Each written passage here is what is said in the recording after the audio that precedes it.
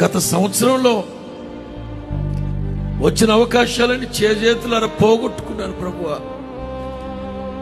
ఇక నా జీవితంలో రాదేమో ప్రభువా. బాధపడకు.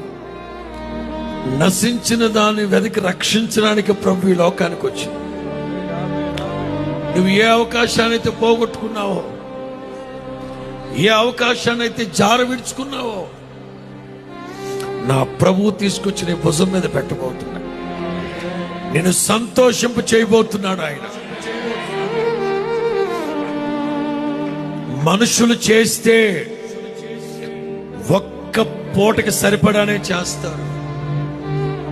అబ్రహాము హాగరుకి చేసింది ఒక్క పూట కూడే, కానీ బోయజు ఆవిడ జీవితానికి సరిపడా ఇచ్చాడు. బోయజు కంటే గొప్పోడు నా ప్రభు. బోయజు కంటే గొప్పోడు నా ప్రభు.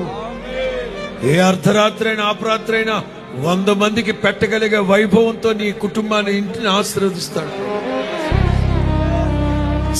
చాలినట్లుగా కాదు, గిన్నె నిండి పొంగి పొరిలేట్లుగా ప్రభు దీవిస్తాడు.